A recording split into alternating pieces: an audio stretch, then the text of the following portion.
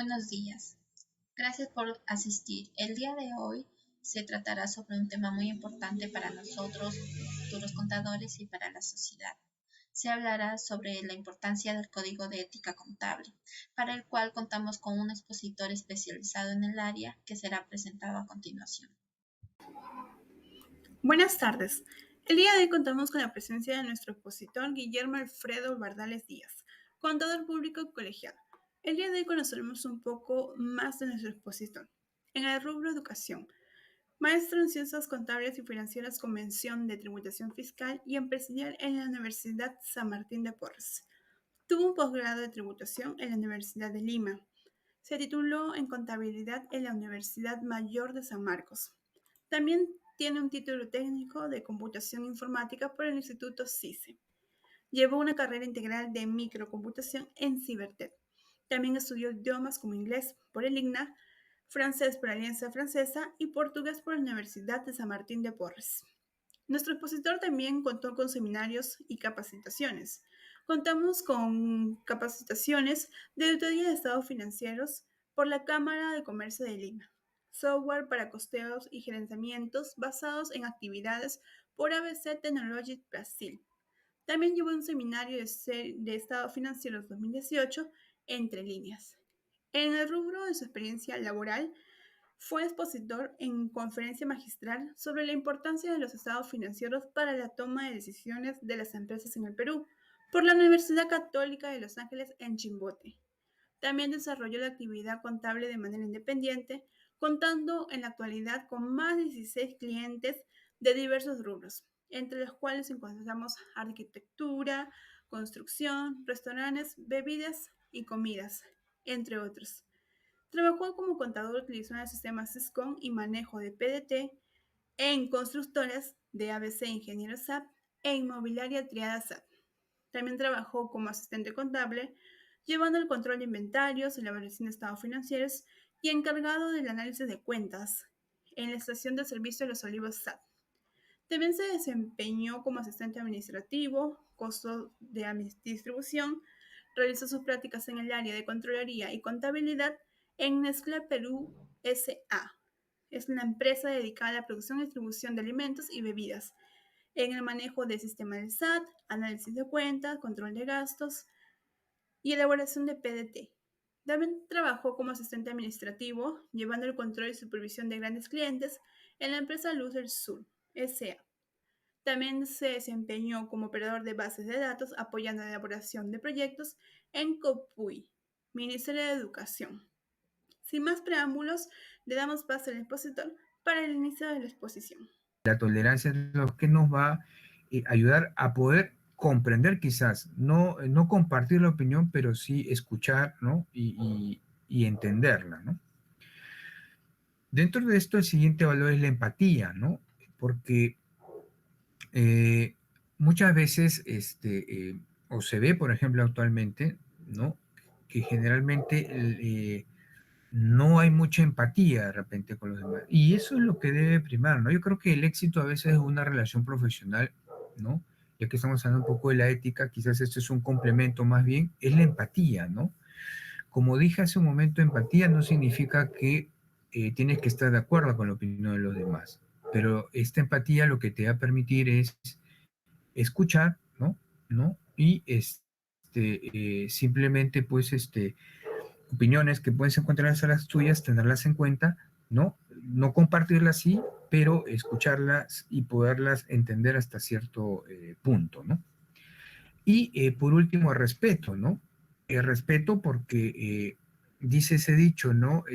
Haz a los demás lo que te gustaría que te hagan a ti mismo, ¿no? Y de eso se trata el respeto, porque cuando uno respeta a los demás, se respeta a sí mismo, ¿no? ¿Cómo se plasma esto en el aspecto profesional? Cuando ese es un buen trabajo, ¿no? Ese es un buen trabajo, el gerente muchas veces te ve con, te ve con buenos ojos, ¿no? Esa es una clase de respeto que uno tiene de acuerdo al trabajo que va desarrollando, ¿no?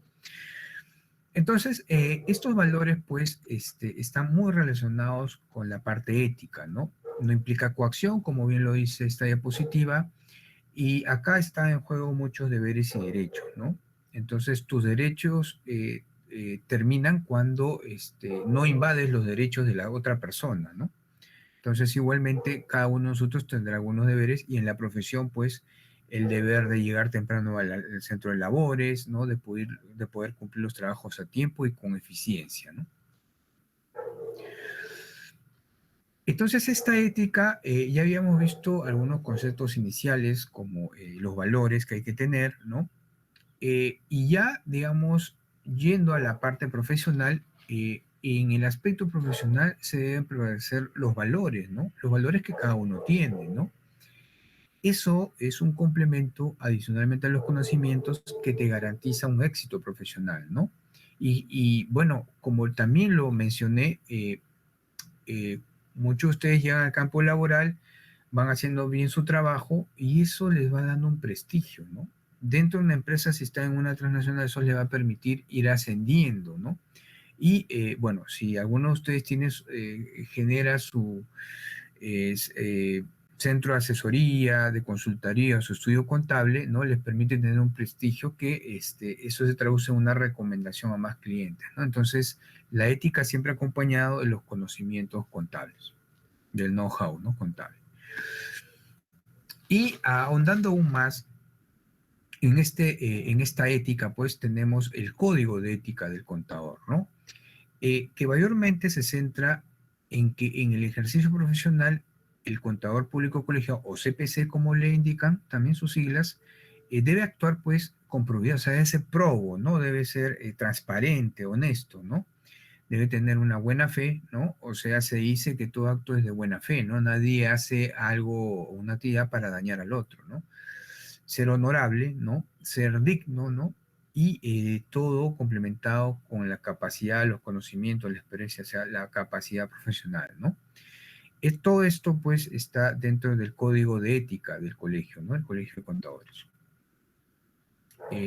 La base legal correspondiente, ¿no?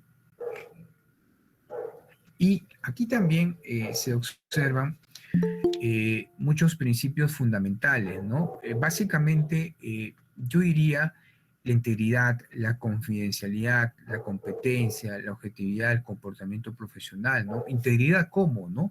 Eh, Siendo, pues, sabiendo que antes de realizar cualquier acto, cualquier actividad dentro de nuestra profesión, sabemos internamente qué es lo que está bien para no hacer lo malo, ¿no? Confidencialidad, porque como ya habíamos visto en anteriores diapositivas, el contador maneja datos muy delicados, entonces tiene que ser eh, confidencial y prudente, ¿no? La competencia, ¿no? Una competencia sana que se plasma pues en los conocimientos que uno tiene y cómo lo desplaya a través de su actividad profesional. El comportamiento profesional en todo escenario, ¿no? En el centro laboral, cuando va uno a un evento social con otros colegas fuera de ello, ¿no? Porque, estimados eh, eh, alumnos, ¿no? También uno, cuando ya es profesional, debe ser íntegro y el comportamiento profesional debe ser en todo sitio, ¿no? Ojo, en todo sitio, ¿no? Uno debe de guardar siempre, acordarse pues, ¿no? Que es un profesional y debe comportarse a la altura, ¿no? Debe ser objetivo también, ¿no? O sea, ¿cómo se traduce esto en el aspecto profesional? Uno presenta un estado financiero, un estado de situación financiera, y porque el gerente es mi amigo, el dueño de la empresa es mi amigo, yo cambio las cifras. No, señores, ¿no? O sea, uno no puede ser subjetivo y ahí estaría plasmando un fraude en realidad, ¿no? Tiene que tener mucho cuidado porque acá no está solo en juego el hecho fraudulento, sino el prestigio de cada uno de ustedes, ¿no? Y no es ético aún, ¿no? Entonces, ya dentro de estos principios, ¿no? Entonces, el de integridad, pues, te indica como profesional que en todas las actividades que realices debes de eh, plasmar y reflejar honestidad y justicia, ¿no? Y también, pues, de tus actos deben ser intachables, ¿no? Como objetividad, pues, el contador público colegiado, el CPC, no puede entrar en favoritismo, ¿no? En amiguismo, ¿no? No debe haber un conflicto de interés, ¿no? No puede ser que tú seas el contador de una empresa y el dueño de la empresa sea tu amigo, ¿no? Más adelante vamos a ver unos casos interesantes, ¿no? Y un caso también internacional, ¿no? Que me permitió agregarlo también, porque para que vean, digamos, cómo puede dañar el hecho de no tener ética, ¿no?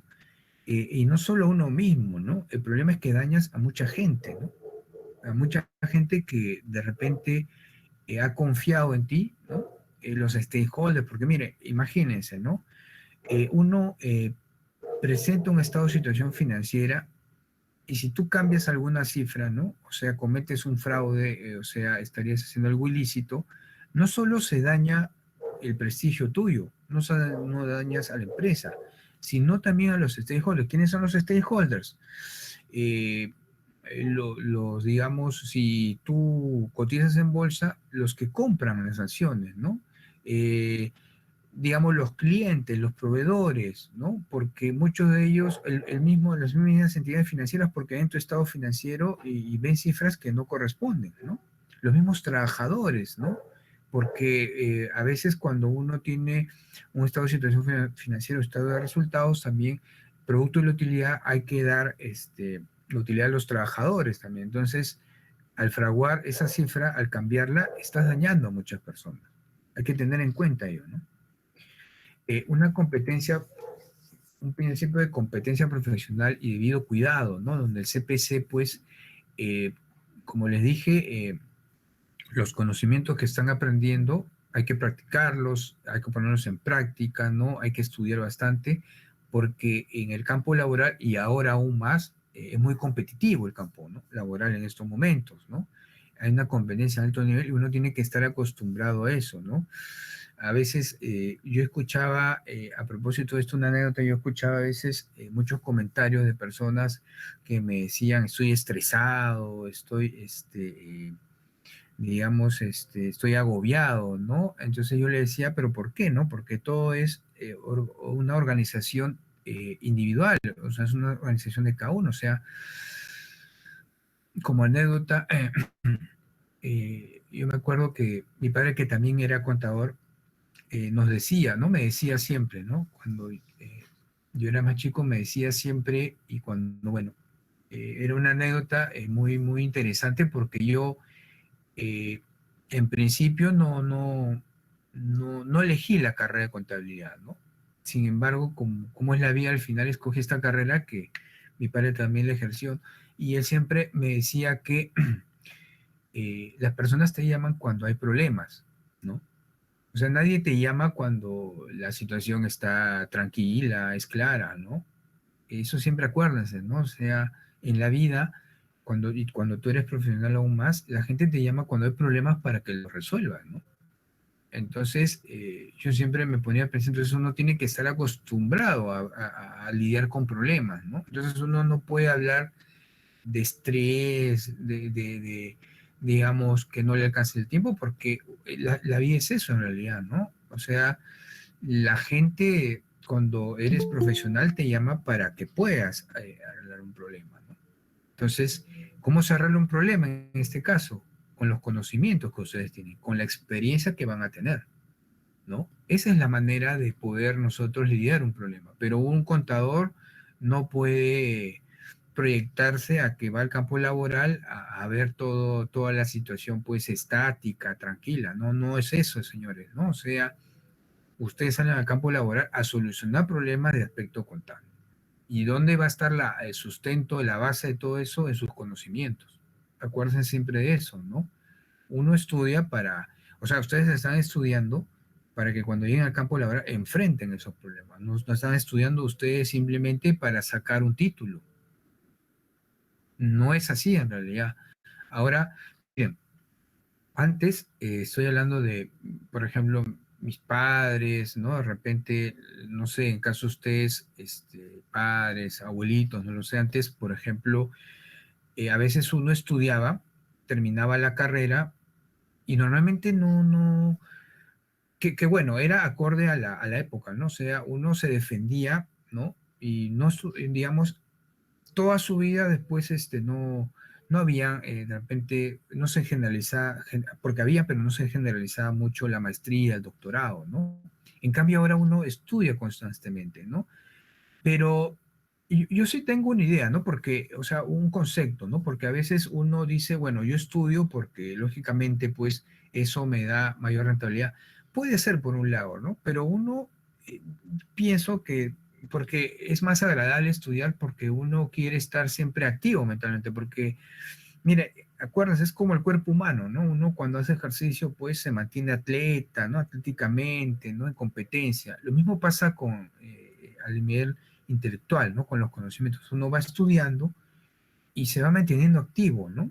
Y eso es muy saludable cuando uno quiere ser competitivo, ¿no? Lógicamente, pues ahí también uno se organiza y hay prioridad para todo, ¿no? Tiene el trabajo, el estudio, tiene su vida familiar, etcétera, ¿no? Los amigos, cada uno tiene los... Sí, sí, adelante, por favor. Adelante. ¿Alguna presión? Bueno, estoy libre si alguien quiere hacer una consulta, preguntar una apreciación. Bueno, continúo entonces.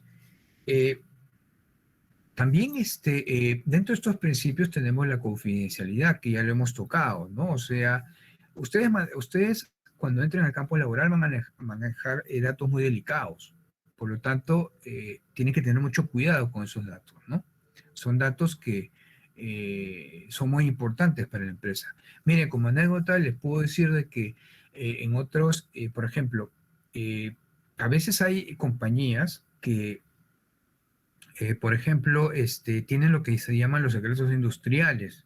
No sé si habrán escuchado, ¿no? Por ejemplo, ¿no? Esta fábrica de helados Donofrio, los ingredientes del helado es un secreto industrial, tanto así que a los ingenieros que van a trabajar en fábrica les hacen firmar una cláusula, ¿no?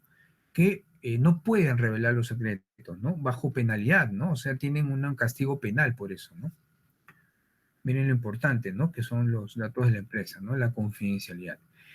Y luego el comportamiento profesional, ¿no? Porque como ya he mencionado en todas estas diapositivas anteriores y lo que les he conversado, ¿no? Uno tiene que mantener su estatus profesional, ¿no?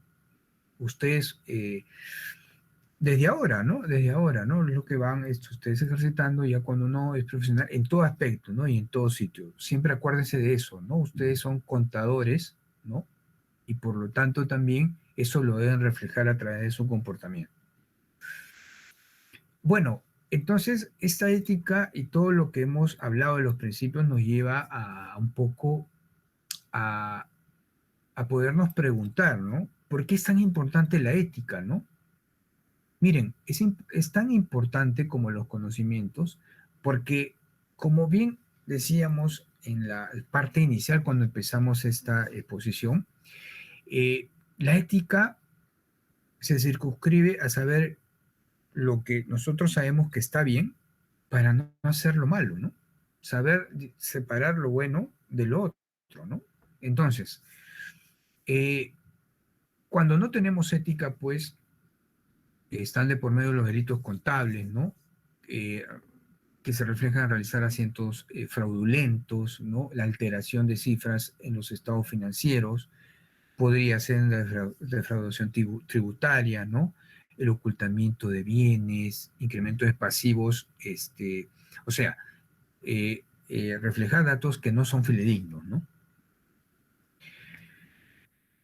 Acá teníamos un caso, ¿no?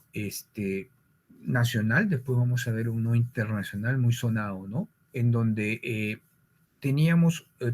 hay un contador llamado, bueno, el nombre que está ahí, ¿no? Condenado a un tiempo de prisión porque fraudulentó, ¿no? Hizo pagos falsos, ¿no? Que permitía reducir tributos, pero no es la manera, señores, ¿no? Entonces, falta de ética, ¿no? Y perjudicó pues con el crédito fiscal porque hay un prejuicio ahí de por medio por 109.000 soles. Otro caso también donde un asistente contable, ¿no? Y otra persona más se sentenciaron pues a un tiempo, ¿no? De carcelería, reparación civil, ¿no? Porque integraba una mafia de defraudación tributaria, ¿no? Tampoco no hubo ética acá, ¿no? Entonces yo acá sí me voy a permitir hablar de un caso que para mí fue muy emblemático. Y no sé si pueden ver mi diapositiva ahí, por favor. ¿Se puede visualizar? Sí, profesor. De acuerdo. Entonces, miren, la empresa Toshiba. ¿Quién no conoce la empresa Toshiba? ¿No? Muy famosa ahora en computadoras, laptops, ¿no? Miren, vamos a empezar un poco con la historia porque al final quiero darles un mensaje, ¿no? Una reflexión. Miren, esta empresa, fundada en 1939, viene de la fusión de Tanaka Seiso Sho y Kajunetsu Sha, ¿no? Que eran empresas dedicadas también, la primera a lo que es la telegrafía, porque, miren, en 1875 fue el primer fabricante de esto, ¿no? Y la otra era de fabricación de lámparas eléctricas, incandescentes, o sea, la primera planta. Imagínense, ¿no? La trayectoria de esta empresa, las dos se unieron y en 1968 forman lo que es la empresa Toshiba. Entonces, está de más resaltarlo porque sí, la mayoría lo conoce, ¿no? Pero para que vean un poco su historia, ¿no? En tecnología, pues, son los que realizaron los primeros radares en Japón, los primeros transmisores de televisión, miren la televisión de esa época, ¿no? La televisión en transistores, los hornos microondas y poco a poco fueron realizando mucho más cosas, ¿no? Y entonces acá viene el tema ético, ¿no? El tema del dilema ético, le digo yo. Entonces, a principios de año de 2015 se detectaron inconvenientes en los estados financieros, ¿no? ¿Qué había pasado? Alrededor de en 7 años, de 2007 a 2014, se habían sobreestimado 1.706 millones de euros, ¿no? Su equivalente en yenes, y se inflaron resultados, o sea, se fraudaron resultados en 1.178 millones de euros. Eh, Allá pues en Japón existe lo que es la Agencia de Servicios Financieros, que más o menos es lo equivalente acá a SUNAT, ¿no? Le impuso una multa de 55 millones de euros por esos datos fraudulentos, ¿no? Y el FCA, ¿no? En diciembre de 2015 lo solicitó, ¿no? Por la Comisión de Vigilancia y Valores y Cambios, que es una institución también japonesa. ¿Qué se había encontrado, no? Hubieron algunas irregularidades contables, ¿no? Porque, ¿qué había pasado? Habían estado alterando cifras, ¿no? Involucrándose en muchos departamentos en esto, ¿no? Pero estuvieron implicados, mayormente el escándalo fue porque fueron directivos del más alto rango, ¿no? Entonces, en ese tiempo, Isao Tanaka, que era el presidente de Toshiba, pues se dijo, por ejemplo, en uno de los diarios que causó el más grave daño en su historia a Toshiba en esos 104 años de historia corporativa. Y entonces, ¿qué es lo que había sucedido, no? En Japón, como sabemos, hay una cultura corporativa en la cual los empleados no contradicen a los superiores, pero de esto se aprovecharon los directivos, ¿no? Porque al no sus empleados contradecirlos, ellos aprovecharon ello para poner las cifras que ellos les convengan a sus intereses propios y no viendo, digamos, las cifras fidedignas que son las que reflejan la empresa, ¿no? O sea, no les importó las demás personas, sino sus intereses propios, falta de ética, ¿no? Entonces, se puede decir que la sustancia, el problema es que Toshiba pues ha mostrado una buena actitud, ¿no? Para dotarse de un sistema de buen gobierno corporativo. Pero miren, eso no les ha servido nada porque no ha habido ética en esos momentos, ¿no? Ni por parte de ellos, ni por parte del contable, ¿no? Porque el contable, eh, yo creo que hay un tema de cultura corporativa, pero también hay un tema de ética, de saber qué es lo que está bien y sabemos lo otro tampoco, ¿no? Lo que no está bien también. Entonces, era cuestión de tomar una decisión por parte del contable, también no seguir haciendo lo que le pedían los gerentes, ¿no? Miren, entonces acá se ve algo muy, muy interesante, no sé si se dan cuenta, ¿no? De nada sirve que una empresa pues pueda decir yo hago un buen gobierno corporativo, yo hago esto, por acá, esto bien, pero en el fondo no tiene ética a mí. Entonces, miren, eso se parece a lo que se puede llamar el greenwashing. ¿Qué es el greenwashing, no? Eh, no sé si han escuchado el tema de responsabilidad social empresarial. Este tema, este punto, lleva a que las empresas actualmente deben de tener una responsabilidad con el entorno, ¿no? Y de paso también la no contaminación, digamos, del planeta, ¿no? Porque bien no estamos en el tema este, ¿no? Pero sin embargo, muchas empresas lo que hacen es colgar páginas web indicando que hay que cumplir una ISO y tal otra ISO, ¿no? Pero en el fondo no cambian ningún procedimiento. Eso es lo que se llama greenwashing, ¿no? O sea, es, digamos, se indica que hay que hacer esta cultura corporativa, pero no internamente no cambian su procedimiento, sino que es un speech o ¿no? Un diálogo hacia afuera, pero no hacia adentro, ¿no? No hay un cambio, ¿no? Ahí. Entonces, claro, acá había una falta de ética por parte del contable, ¿no? Del contador, porque no priorizó su ética, sino lo que le solicitaban los superiores, sabiendo que estaba mal, ¿no? Entonces, en Toshiba, pues, había normas que, lógicamente, priorizaban, pues, a los gerentes, a los dueños, a los socios, ¿no? Por ejemplo, diferían el registro de pérdidas a periodos posteriores, ¿no? Negociaban con los proveedores para posponer para el siguiente periodo la emisión de facturas, ¿no? Registraban en este periodo los descuentos que recién se iban a obtener en el siguiente periodo, ¿no? O sea, alteraban cifras, ¿no?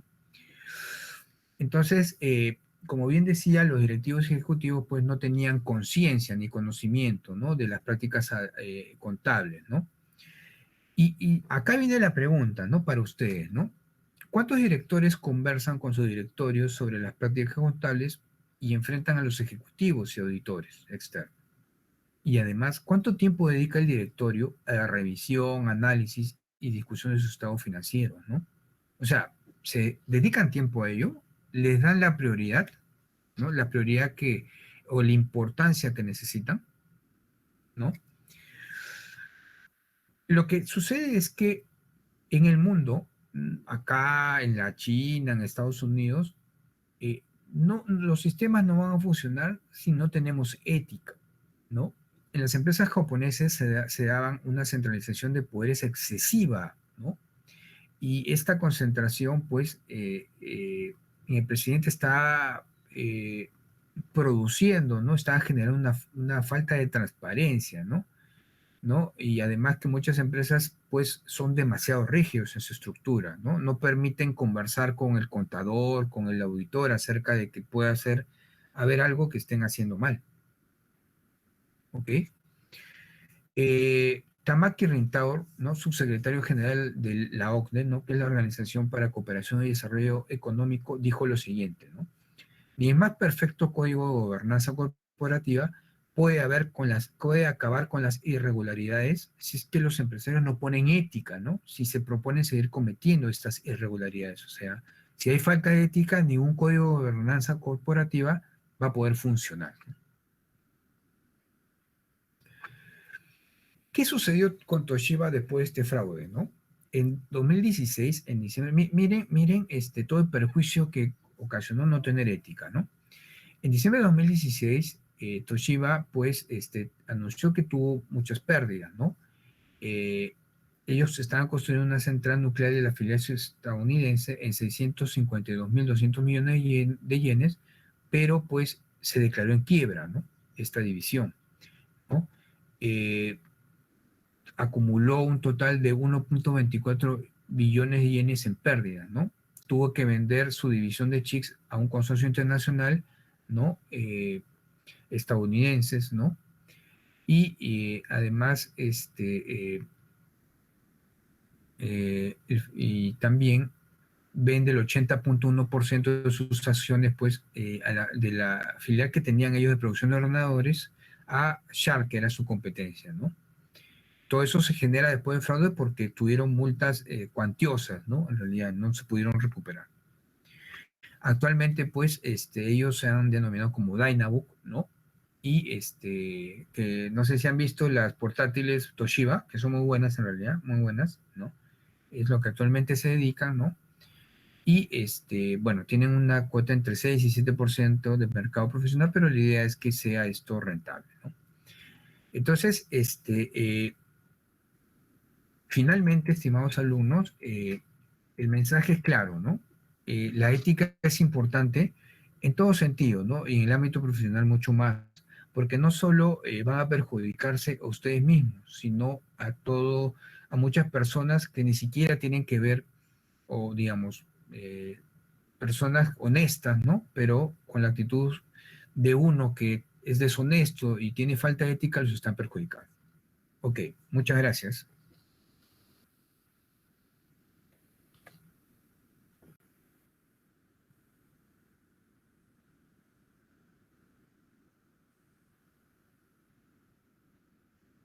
Así es, por favor.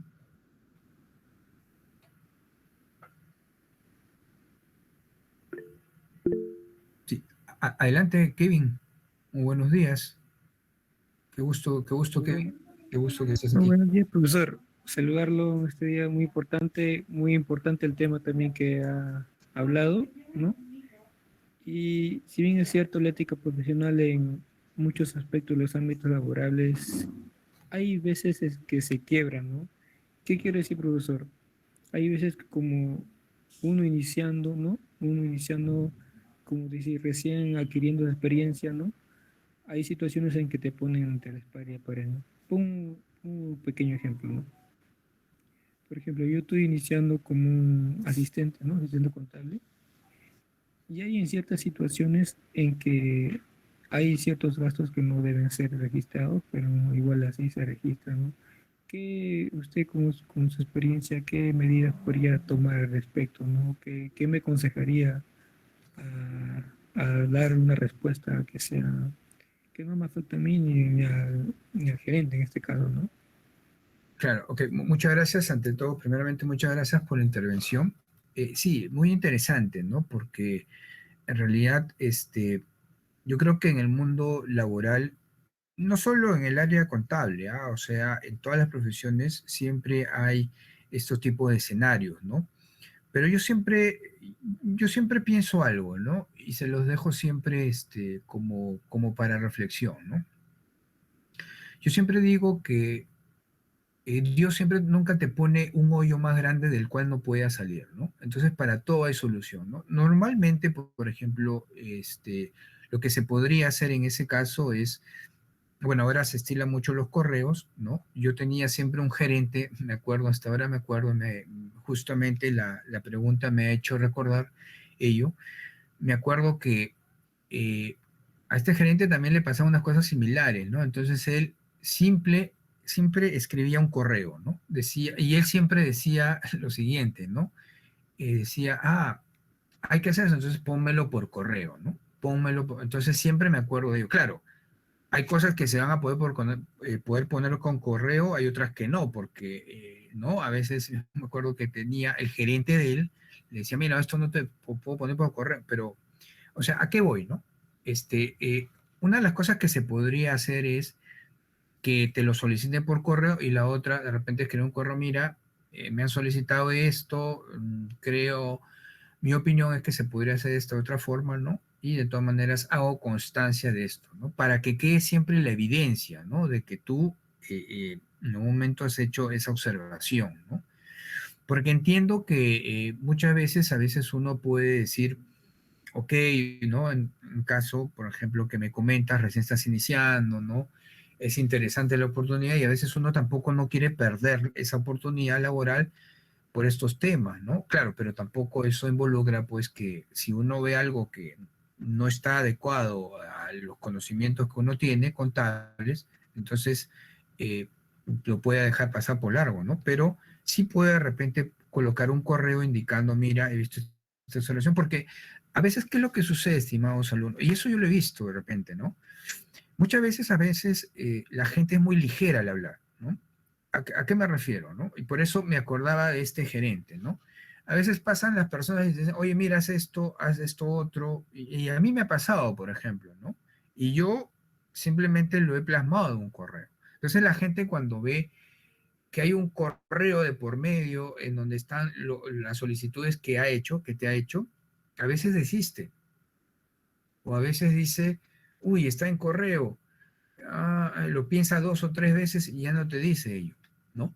O sea, siempre hay maneras, siempre hay formas, ¿no? Como les decía al principio de esta pregunta muy interesante, siempre hay formas, estimados alumnos, ¿no? O sea, nunca piensen que algo es muy complicado, que no se puede solucionar. Siempre hay una forma. Eso se los digo, con la poca experiencia que tengo, se los digo. Siempre hay una forma de poder decir que no, ¿no? O siempre. Y esto del correo funciona muy bien, porque a mí me ha sucedido, por ejemplo, a veces, por ejemplo, me solicitan, oye, es que es esta otra distribución, estimado, ponía mi correo, esto es, y acá hay una observación que puede devenir en una revisión fiscal, que también los pidió, dejo constancia. Y resulta que esta persona la siguiente vez ya no me decía nada, ¿no? Ya no me solicitaba. Entonces, ¿por qué? Porque hay un correo por medio donde está todo escrito en realidad, ¿no? Entonces puede ser, digamos, alguna herramienta que te podría ayudar, ¿no? Pudieran haber otras, ¿no? Pero eso es lo que yo te recomendaría en este momento. No sé si hay alguna otra pregunta al respecto.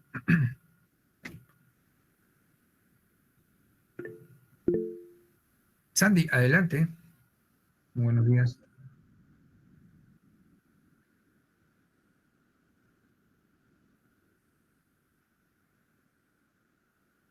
Ok, muchas gracias por la pregunta. Miren, hay muchos valores, ¿no? Los que he mencionado, ¿no? Antes de que los mencione, hay que acordarnos de algo, ¿no? Todos tenemos valores, estimados alumnos. Los valores generalmente vienen de casa, ¿no? ¿No? Uno, lo que sucede en la vida profesional, los va plasmando. Pero lo que sí debe hacer alguien, uno, ¿no? Uno siempre debe de pensar mucho las actividades que va a hacer, sobre todo en el campo profesional. Ahora, pasa algo que es bueno comentarlo a propósito de la pregunta, y es que a veces uno tiene que tener carácter para no, eh, digamos, ¿cómo podríamos decirlo, no? Para poder hacer frente a la presión social. Presión le digo yo, ¿no? Porque a veces es como, a ver, les voy a poner un ejemplo, ¿no? Es como en el colegio, ¿no? De repente estás con el grupo de amigos y el grupo de amigos te dice, oye, vamos a hacer esta indisciplina, vamos a hacer, entonces estás con tus 7 amigos, ¿no? Algunos son los mejores amigos y tienes una presión de grupo ahí, ¿no? ¿No? Entonces, sin embargo, dentro tú tienes unos valores y sabes, ¿no? Lo mismo pasa acá, estimados alumnos, ¿no? Yo creo que ese es el punto, ¿no? Más que indicar los valores, ese es el punto, ¿no? A veces uno sí sabe lo que es correcto, ¿no? Los valores son honestidad, ser probo, ser íntegro, ¿no? ¿No? Ser honesto con uno mismo, ¿no? Pero el punto creo que es que llegado el momento, uno debe tener el carácter para decir, sí, esto lo voy a hacer porque es el valor que a mí me han enseñado, ¿no? A pesar de que hay mucha gente que puede hablar, mi amigo, el otro, pero yo lo hago porque a mí me ha enseñado este valor. Y puede haber muchos problemas, pero en el fondo uno se siente bien. Yo creo que y para hacer eso hay que tener carácter. Ahora, carácter no quiere decir que vas a salir gritando, que te vas a... No, carácter es firmeza, ¿no? Miren, eh, eh, les digo, ¿no? Ya para acabar. Por ejemplo, ¿no? Yo con mi hijo, a veces pues mi hijo, muy sociable, ¿no? Es muy respondón a veces, ¿no? Entonces a veces con mi esposa pues conversamos y mi esposa pues tiene su manera, ¿no? Su manera de enseñarle. Entonces a veces él viene a hacer una indisciplina y lo castigo y no le permito darle la televisión. Él puede gritar todo y de repente mi esposa me dice, pero ¿por qué no le das, no? Entonces le digo, no, no, porque hay que ser firmes, ¿no? Porque firmeza no quiere decir pegarle, gritarle, insultar al hijo, ¿no? Firmeza es eso, o sea, tomar una decisión y mantenerla, a pesar de todo, ¿no? Eso es firmeza, eso es carácter, ¿no? No es gritar, no es pegar, no es molestarse, ¿no? Pero tú tomas tu decisión y la mantienes, porque sabes que está bien. Eso es tener carácter, eso es tener firmeza en la vida, ¿no? Y de paso que también se le enseñas a tu hijo, ¿no? Porque así como es tu hijo, él también crecerá y será también, me imagino, ¿no? Pero a veces yo creo que es el punto, porque todos llegamos a eso, ¿eh? Llegamos a un punto en que tienes una presión, ¿no? Social, y de la decisión que tomes va a depender lo que pase más adelante, ¿no? Esa sería la respuesta. No sé, ¿alguno tiene alguna otra pregunta?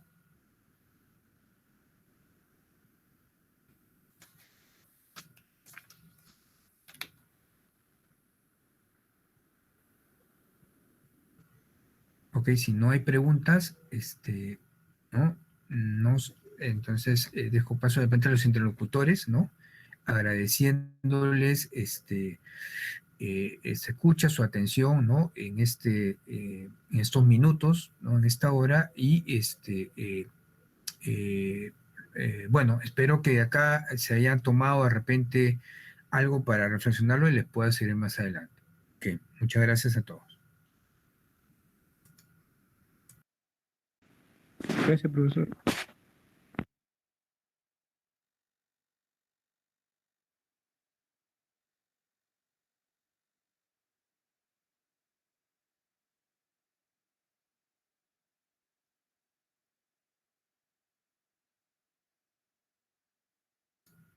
Ok, muchas gracias con todos ustedes. Entonces, me despido y hasta otra próxima oportunidad. Muy agradecido.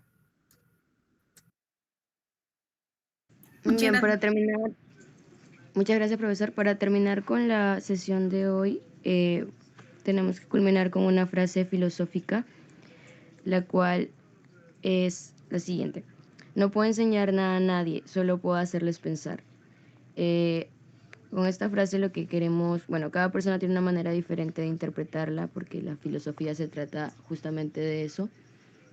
Pero como dice, ¿no? No podemos enseñarle exactamente nada a nadie, pero sí podemos hacerlo pensar a través de nuestras palabras o de nuestros mensajes y hacer que ellos mismos reaccionen y tomen sus propias opiniones y sus propias creencias.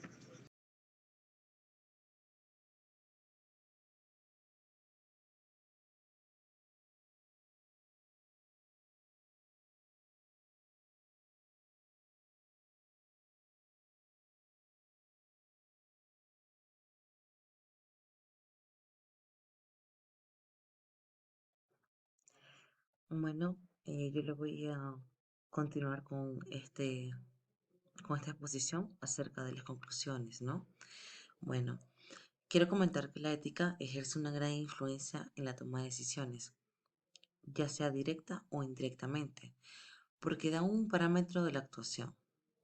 Se representa un límite a la toma de decisiones. Sin embargo, dicho límite no percibe como algo negativo, más bien induce a la persona a reconsiderar las opciones para, para optar la decisión más conveniente. Las organizaciones crean códigos de ética según la necesidad que se van presentando dentro de la misma. Sin embargo, de esta investigación se han observado que no todas cuentan con un código de ética, pero sí cuentan con políticas o reglamentos que ayuden a moderar el comportamiento de los colaboradores. Asimismo, existen 5 principios fundamentales lo que deben cumplir con los contadores, que serían, ¿no? Integridad. Bueno, un contador profesional debe ser sincero y honesto y en todas sus relaciones profesionales y de negocio. El principio de integridad impone, impone sobre todo profesional la obligación de ser franco y honesto en sus relaciones profesionales y de negocio. La integridad también implica transacciones justas y verdaderas. Por segundo tenemos la objetividad. Asimismo, este no permite que los favoritismos, conflictos de interés o la influencia indebida de otros eliminen sus juicios profesionales. o de negocio. El principio de objetividad impone al contador profesional la obligación de no comprometerse su juicio profesional con favoritismo, conflicto de intereses o la indebida influencia de otros. Eh, por la parte 3 tenemos lo que son la competencia profesional y debido cuidado de un contador profesional. Tiene el deber continuo de mantener sus habilidades y conocimientos profesionales en el nivel apropiado para asegurar que el cliente o el empleador reciba un servicio profesional competente, basado en los desarrollos actuales de la práctica, legislación y técnica. Un contador profesional debe actuar diligentemente y de acuerdo con las técnicas aplicables y las normas profesionales cuando se proporciona sus servicios profesionales. Por cuarto, tenemos la confidencialidad. Este debe respetar la confidencialidad de la información obtenida como resultado de sus relaciones profesionales y de negocio y no debe revelar esta información a terceros que no cuenta con la debida autoridad a menos que exista un derecho o deber legal o profesional para revelarla.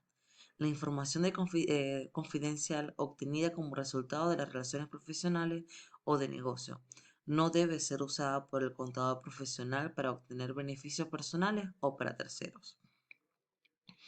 Ahora, como quinto, tenemos el comportamiento profesional.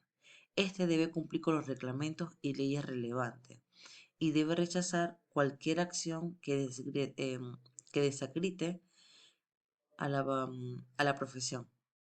El principio del comportamiento profesional impone sobre los contadores profesionales la obligación de cumplir con las leyes y regulaciones relevantes y evitar cualquier acto que desagrite a la profesión.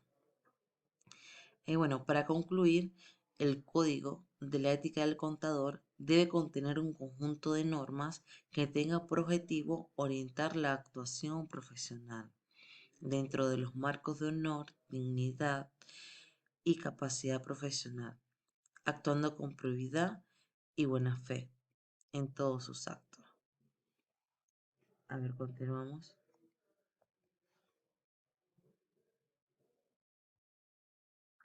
Bien, ahora tenemos lo que son las recomendaciones.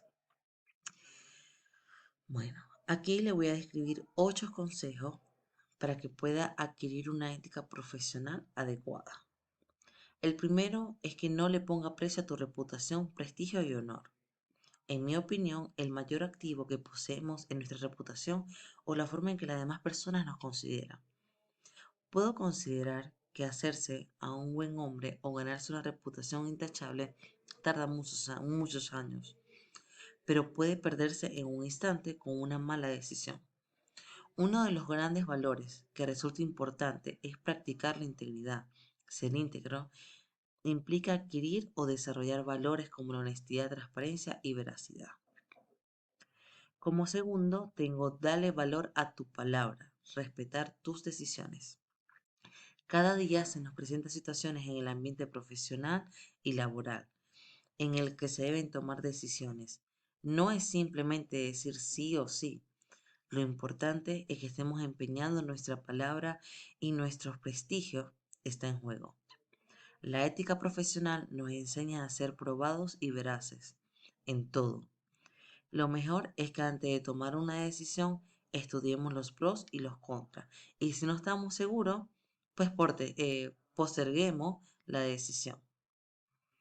Como tercero, tengo no lo tomes como algo personal. La ética profesional nos ayuda a separar la parte laboral de lo personal y familiar. Los problemas y conflictos suelen suceder por cuestiones laborables, más que por las situaciones personales. No veas el problema como tú contra los otros, más bien nosotros contra el problema. Recuerda que aunque los demás hagan las cosas que no nos agraden, nosotros decidimos si nos afecta o no. Aquí la ética profesional nos enseña a no tomarnos las cosas demasiado en serio. Como cuarto, tenemos aprender a diferenciar lo correcto de lo incorrecto.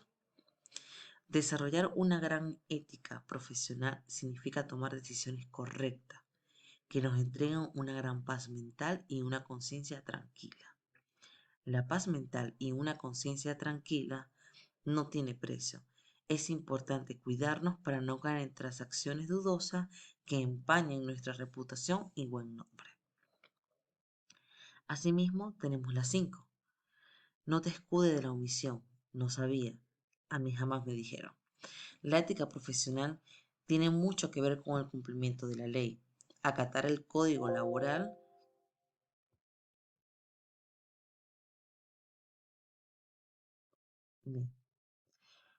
atacar el código laboral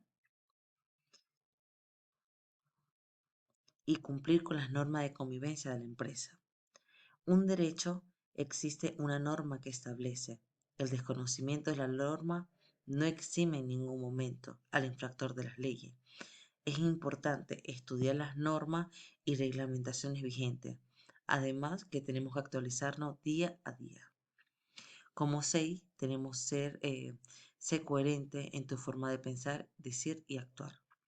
La mejor forma de desarrollar una gran ética laboral es ser coherente en la forma de pensar, decir, actuar. La coherencia es un valor que nos permite pensar en una determinada forma, hablar de acuerdo a esos pensamientos y actuar siguiendo las palabras e ideas expresadas. Hoy en día muchas personas practican la doble moral. Existen políticos que hablan de la honestidad y transparencia, pero luego caen en la corrupción. Presidentes que hablan de paz y reconciliación, pero aprueban guerras absurdas. Y empleados que hablan de la eficiencia laboral, pero no entregan su mejor esfuerzo. Como 7, tenemos no defraudes la confianza que los demás depositan en ti.